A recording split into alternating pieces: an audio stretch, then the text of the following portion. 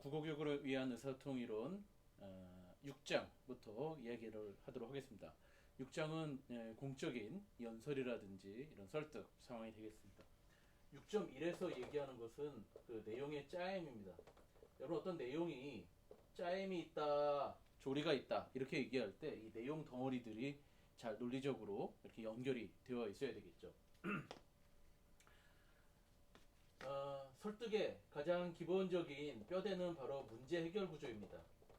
여러분들 텍스트 구조에 뭐 원인 결과 비교 대조 뭐 나열 여러 가지가 있겠지만 어떤 문제가 있고 그 해결 방안 얘기하는 것이 설득 메시지 짜임의 가장 기본적인 뼈대입니다. 이것보다 한 단계 더 나아가는 게 뭡니까? 모든 문제에는 원인이 있죠. 원인을 짚고 그것과 해결 방안을 연결해서 얘기하는 것. 문제 원인 해결 구조. 이렇게만 해도 굉장히 짜임새 있게 얘기가 됩니다. 6.1에서 제가 특별히 좀 소개한 것은 바로 동기화 단계 이론입니다. 모티베이티드 시퀀스라고 하는데요. 말 그대로 동기화, 모티베이티드 사람을 어떤 동기를 일으키는 거죠. 하는 이 프로세스입니다.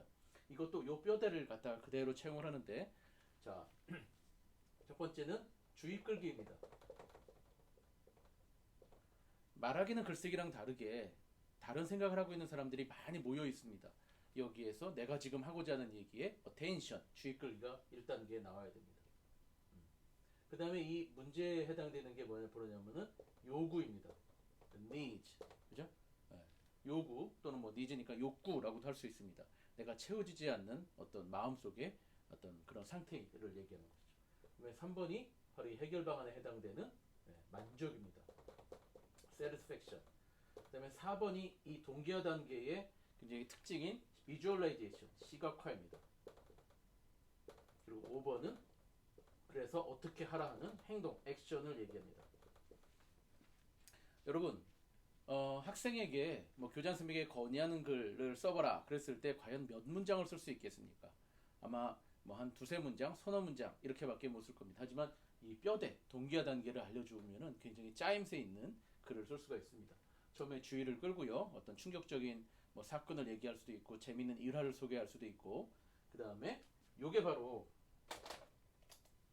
그죠? 요 뼈대가 그대로 들어가 있죠. 문제점과 해결 방안이 들어가 있는 요구와 만족. 이 단계가 이제 가장 핵심적인 단계가 되겠죠. 그죠? 그리고 동기화 단계의 특징인 시각화.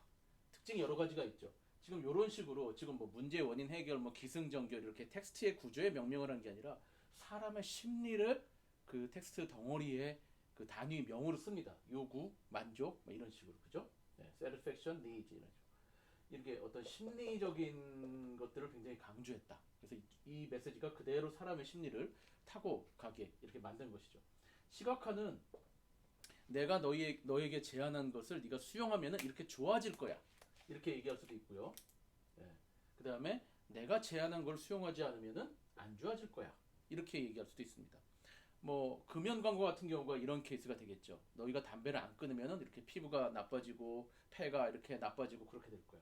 이건 너희가 내가 지금 얘기하는 다이어트 음료를 먹으면 이렇게 날씬해질 거야. 이런 식으로 얘기하는 겁니다. 이거는 뭐죠?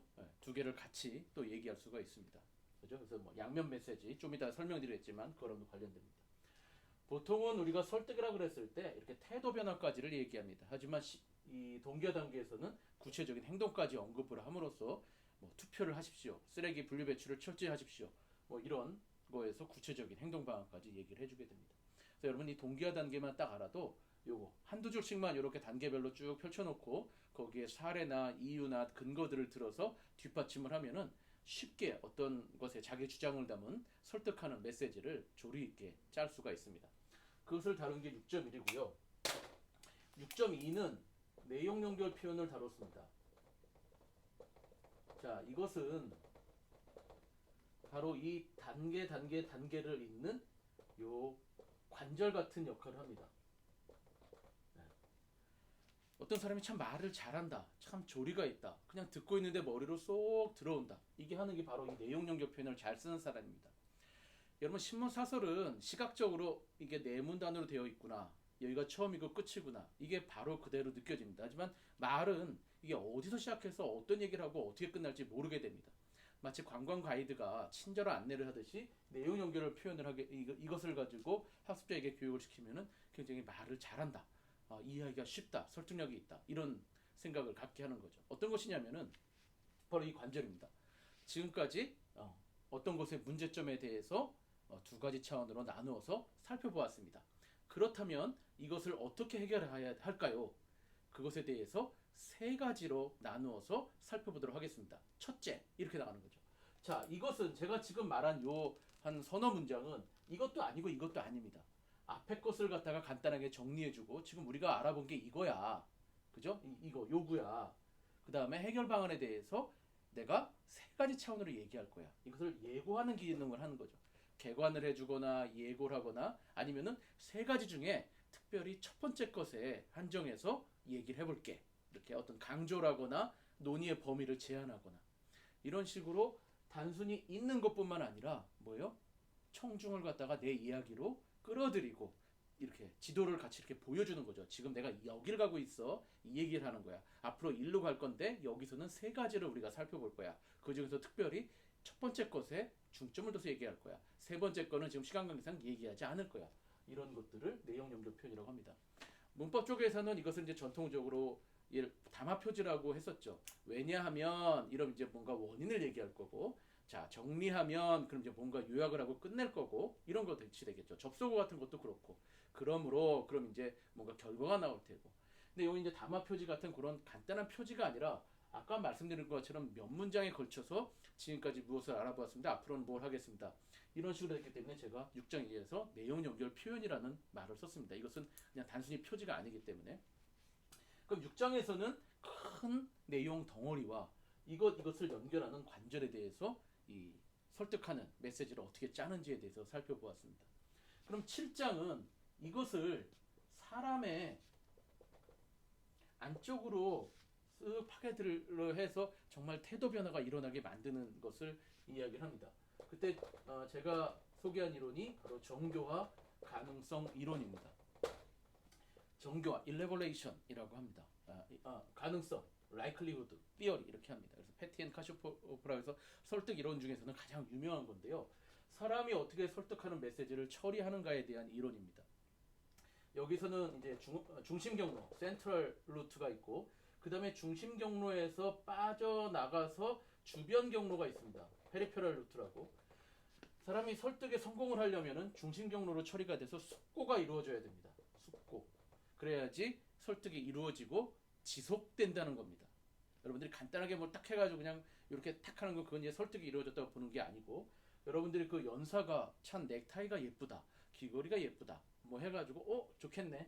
그러면 이제 주변 경로로 흐른 거죠. 이렇게 하면 설득에 성공했다고 보지를 않습니다. 근데 여기서 이렇게 두 가지의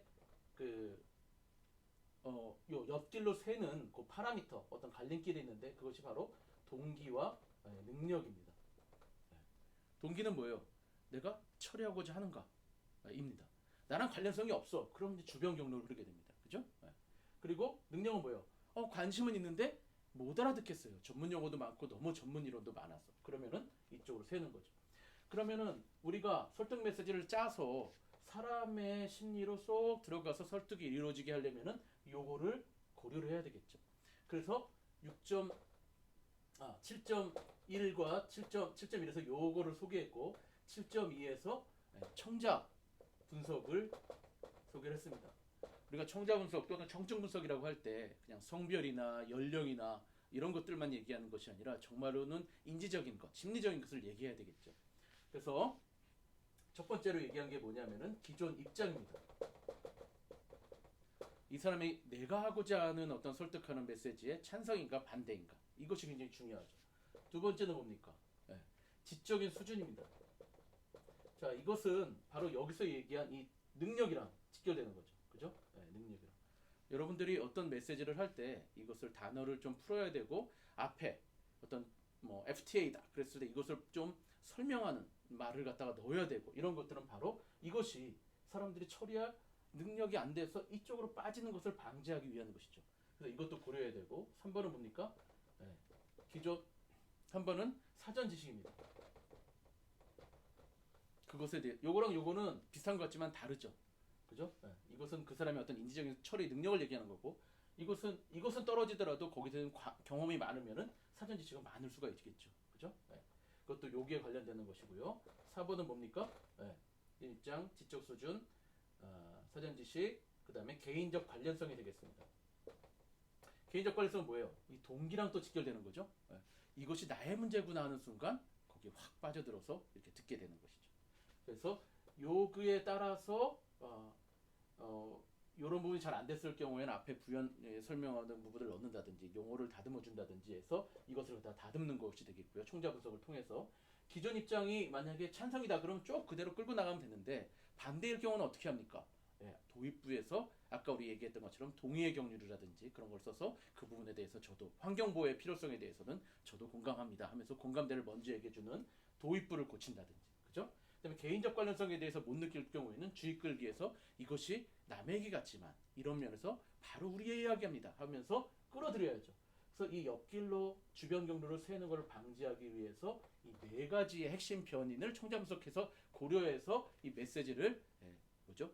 조정하고 다듬어야 된다는 것이 7장의 내용입니다. 자, 이런 식으로 어떤 내용과 어떤 총자 분석을 통해서 심리적으로 설득적인 메시지를 땄을 때 8장에서 또 고려해야 될 것 중에 중요한 게 뭐냐면은 8.1에서 나오는 것은 화자의 공신력입니다. 자, 이 부분이 여러분 우리 로고스, 파토스, 에토스 할 때 바로 이것은 에토스에 대한 것입니다.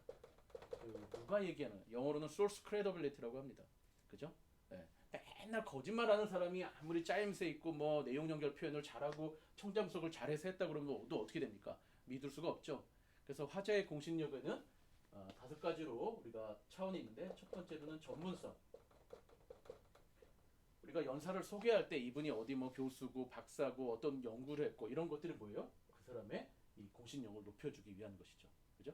우리가 그 사람이 제가 만약에 이쪽 분야에 대해서 얘기를 했을 때는 제가 공신력이 있지만 제가 다른 어떤 음악적인 얘기를 했을 때는 저의 공신력은 좀 떨어지게 되겠죠. 그 다음에 신뢰성. 이것은 그 사람의 인품이나 성품에 대한 것입니다. 매일 거짓말을 하고 다니고 그죠? 예, 그렇게 되면 우리가 믿을 수가 없죠. 그 다음에 사회성, 소셔빌리티라고 하죠. 예. 여러분 교수님께서 교양 강의인데도 여러분들 이름을 불러주고 굉장히 친근하게 다가와서 개인적인 질문을 하고 이랬을 때 우리가 공신력이 높아진다고 봅니다. 그 다음에 침착성. 영어로는 컴포저라고 합니다. 원래 직역을 하면은 평정심이 되겠죠. 제가 이렇게 하다가 이 마카를 떨어뜨릴 수도 있습니다. 그래서 제가 막 당황하고 어쩔 줄 몰라면 어떻게 됩니까? 공신력이 떨어지게 되겠죠. 네, 침착하게 다른 것을 지켜서 강의를 이어가면 되겠죠. 이런 것들이 여러분 평정심, 침착성에 대한 겁니다. 그 다음에 또 엑스트로버전이라고 해서 외향성이 있습니다. 제가 그냥 이렇게 하고서 이렇고요 저렇고요 얘기하는 게 아니라 팔 동작도 이렇게 하고 자 여러분 어떻습니까? 막 해서 적극적인 어떤 연사처럼 이렇게 했을 때 우리가 더 신뢰성이 높다고 합니다. 공신력이. 근데 요 외향성에 대해서는 좀 문화적으로 좀 차이가 있죠. 이것에 대해서는 조금 이렇게 조심하면서 이렇게 겸손하게 얘기하는 것을 또 높게 쳐주는 그런 상황도 있죠. 이렇게 막 연설하듯이 그냥 웅변하듯이 하는 것들을 또 높게 쳐주는 상황도 있고. 그래서 이 화자의 공신력은 에토스 차원에서 누구가 얘기하는 것이 더 신뢰로운가 대한 것입니다. 교육적으로 고려해야 될 것은 우리 학생들이 뭐 박사학위가 있고 그런 건 아니지만 이런 부분에서 공신력을 높이는데 신경을 쓰도록 우리가 좀 도와야 되겠죠. 그 다음에 8.2는 에토스라고 하면 이거는 파토스에 대한 겁니다. 여러분 어떤 설득을 당하는 상황에서 여러분 어떻습니까? 그래 맞아 타당해 네 말이 맞아 오케이 그래 근데 싫어 그죠? 이 감정 정서에 대한 것이죠. 이것이 논리나 이성에 대한 것이라면은 감정과 정서에 대한 것이 있습니다. 그리고 오히려 설득에서는 이것이 굉장히 크게 영향을 미치죠. 그죠? 그래서 우리가 소구라는 말을 쓰는데 영어는 어필이라고 합니다. 공토소구, 유머소구, 온정소구 그죠? 이런 것들이죠. 또 우리 성적인 소구 이런 것들 그리고 광고나 홍보 이런 데서 많이 이렇게 배우게 되는 것인데 이런 감정을 유발하는 거 아까 공익광고에서 흡연 같은 경우라든지 음주운전 같은 공익광고에서는 이런 소구를 쓰는 거죠. 그 감정을 확 이 부분에다가 어디다가 이런 문제 부분에다 넣는다든지 해서 그 감정을 갖다가 굉장히 이렇게 하는 거죠. 그다음에 뭐 주의 끌기나 이런 데서 어떤 재미있는 일화를 소개한다든지 또 온정 소구, 뭐 만족이라든지 시각화 여러분들이 제가 받아들이는 어떤 그 제안을 했을 경우에 우리가 이웃과 이렇게 따뜻하게 층간소음 없이 뭔가 웃으면서 이런 것들이 막 묘사를 언어로 묘사를 해줬을 때 그죠? 온정소가 느껴지게 되는 것이죠. 이것도 이제 필요한 경우에 주는 광고 같은 데도 많이 쓰이죠. 어떤 인간의 어떤 그런 성적인 그런 부분을 또 어필을 해서 쓰이는 그런 부분들입니다.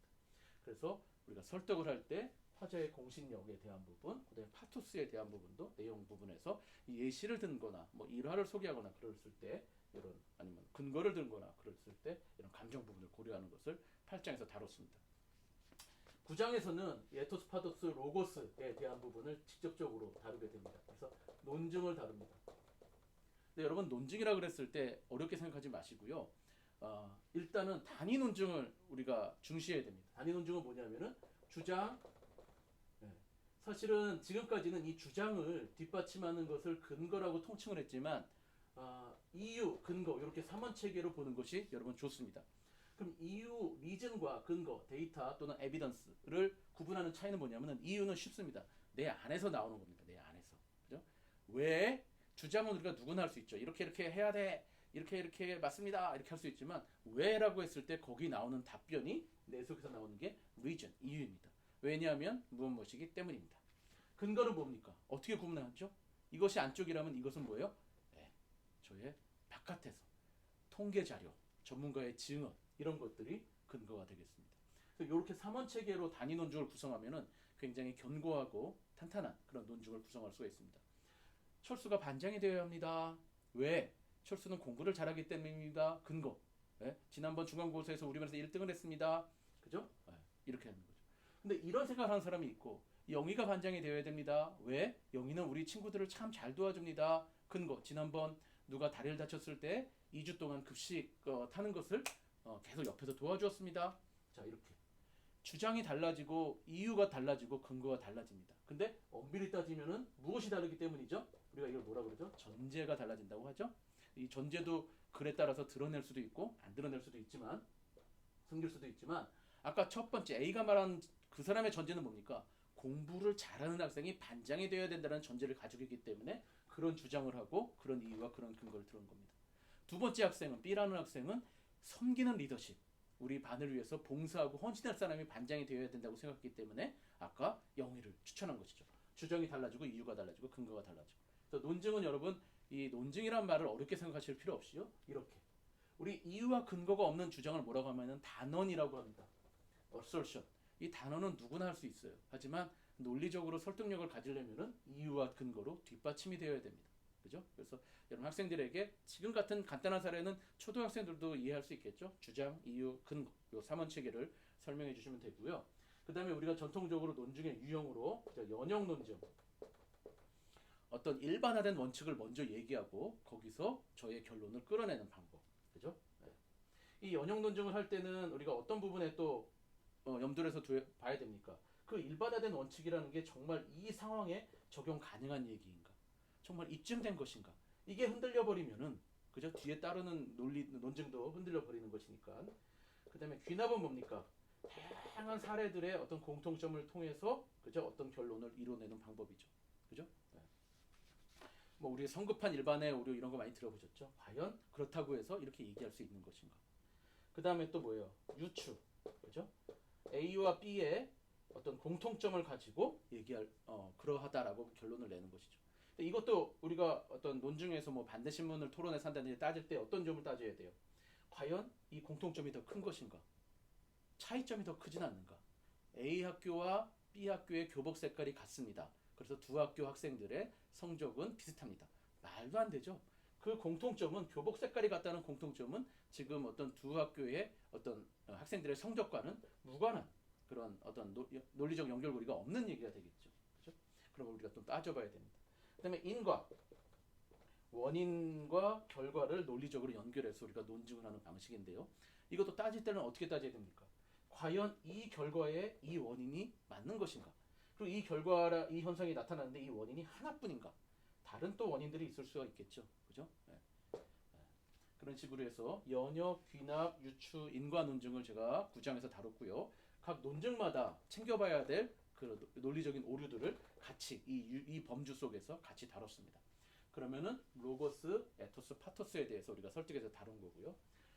10장에서는 토론을 다루게 됩니다. 여러분 토론 중에서 특별히 정책 토론에 제가 좀 주안점을 뒀습니다. 그래서 사실 논제, 가치 논제, 정책 논제가 있죠. 사실 논제는 뭐예요? 기다 아니다. 화성에는 물이 있다 없다. 뭐 이런 것들이죠. 가치 논제는 그르다, 옳다, 바람직하다 이런 가치 판단이 되는 논제를 얘기합니다. 정책 논제는 여러분 정책 논제라고 해서 이것이 사회가에서 하는 것이다.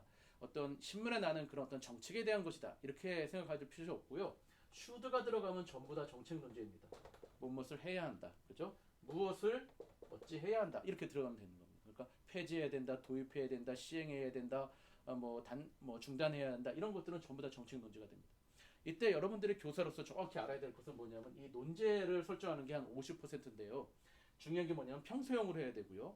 왜냐하면은 정반합 이렇게 쓸 때 정반 찬성과 반대로 했을 때 이게 내가 어느 쪽인지가 입장이 명확해야 되기 때문에 평소형 명제로 해야 되고요. 그 기준은 뭐냐면 현재 상태에 반대되는 쪽으로 해야 됩니다. 현재 사형제도가 있죠. 잘 집행이 안 돼서 그렇지. 그래서 사형제도 폐지해야 한다. 동물 실험을 하고 있죠. 중단해야 한다. 이런 식으로 현재 상태에 반대쪽으로 해야 됩니다.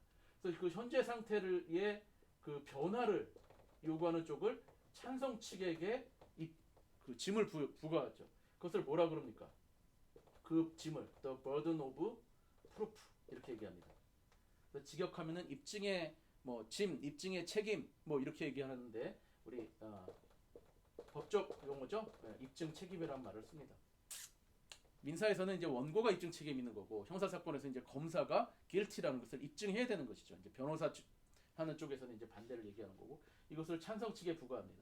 그러니까 여러분 논제의 부정적인 중단해야 한다, 폐지해야 한다 이런 것 때문에 반대 측이 사는 게 아니라 현재 상태의 변화를 바탕으로 논제를 설정하고 그 논제는 찬성 측이 가져갑니다. 그리고 찬성 측이 현재 상태의 변화를 뒤집는 게 어렵기 때문에 이 burden 정관사 더를 써서 그냥 어를 쓰면 일반적인 어떤 증명의 책임을 얘기하는 거고 정관사 더를 쓰면은 찬성 측에게 부과된 현재 상태를 뒤집어 버리는 변화시키는 그 프루프에 입증을 해야 될 책임, 입증 책임을 얘기하는 겁니다. 반대 측은 뭐요? 현재 상태에 문제가 없다, 유지해야 된다 이렇게 얘기하는 겁니다. 그럼 여러분 이 프레임이 뭡니까?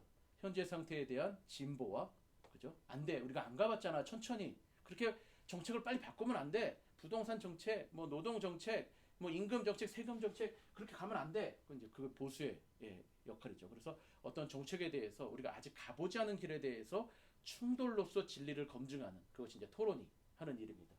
그렇죠? 근데 여기서 우리가 중요한 교육 내용이 뭐냐면은 바로 필수 쟁점이라는 겁니다. 스탁 이슈라고 합니다. 찬성 측이 얘기해야 될 때 필수적으로 다뤄야 될 쟁점을 얘기합니다. 그게 바로 뭐냐면은 바로 여기 나오는 거죠. 문제 쟁점. 요거네요. 그죠? 요거에 대한 우리 설득의 메시지 똑같습니다. 그죠? 근데 모든 문제에는 원인이 있죠. 그죠? 그다음에 해결 방안. 해결 방안이 바로 뭡니까? 이 논제가 되는 것이죠. 지금 현재의 문제점을 해결할 것은 무엇을 폐지해야 돼. CCTV를 설치해야 돼. 인터넷 실명제를 해야 돼. 이런 것들이 바로 해결 방안이 되는 거고요. 물론 디테일이 나와야 되겠죠. 누가 시행 주체는 누구며 예산은 어떻게 마련할 거며 인력 구조는 어떻게 할 거며 이런 얘기들을 해야 되는 겁니다. 그 다음에 찬성 측에서 얘기한 현재 상태의 변화로 인해서 가져올 이익 또 반대쪽에서는 비용 또는 부작용을 얘기해야 되는 것이죠. 그래서 이 필수 쟁점을 바탕으로 찬성 측과 반대 측이 말 그대로 쟁점에서 부딪히게 되는 겁니다. 그죠? 그래서 찬성 측은 요렇게 하는 것이 첫 번째 토론자 입론의 뼈대가 됩니다. 그 뼈대가 뭐예요? 바로 여기 나오죠. 문제점, 요구, 만족, 해결 방안, 시각화, 이익. 그죠? 그래서 요게 바로 우리 동기화 단계에서 다뤘던 설득의 뼈대가 토론, 찬성 측 입론에 그대로 들어가게 됩니다. 반대 측은 이익보다 비용이 커, 부작용이 커. 서머타임제를 실시해서 2천만 원 정도 비용을 절감할 수 있지만 에너지 절감 비용이 2천만 원이지만 전산 그 하는 비용이 3천만 원이 들어. 그죠? 이렇게 되면은 우리는 그 정책을 하면 안 되는 것이 되겠죠. 이런 식으로 찬성 측의 입증 책임 그리고 그것을 입증 책임을 다하기 위해서 필수 쟁점을 갖춰서 입론을 구성하는 것 이것이 국어교육에서 토론, 정책 토론을 가르칠 때 굉장히 중요한 교육 내용이 되겠습니다. 그 다음에 정책 토론에서는 반대 신문이라는 게 있죠. 여러분 반대 신문이란 말이 신문이란 말 때문에 좀 꺼려하거나 그런데 굉장히 토론의 백미이죠. 입증에 대해서 상대방 입장에서 마치 변호사나 검사가 상대방이 청한 증인에 대해서 반대 측에서 신문을 하듯이 따져주는 겁니다. 그냥 몰라서 물으면 안 되고요. 검증해주는, 확인해주는 그런 질문을 통해서 우리 충돌로 진리를 검증하는, 우리 인간은 신이 아니기 때문에 진리를 검증할 수 있는 방법은 이것뿐입니다. 그죠? 예, 그래서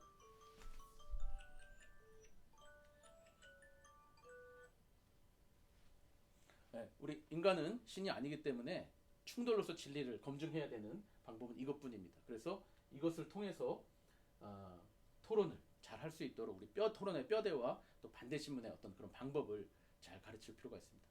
이렇게 해서 후반부에서 다룬 6, 7, 8, 9, 10장의 내용을 한번 이렇게 개관해보고 살펴보았습니다.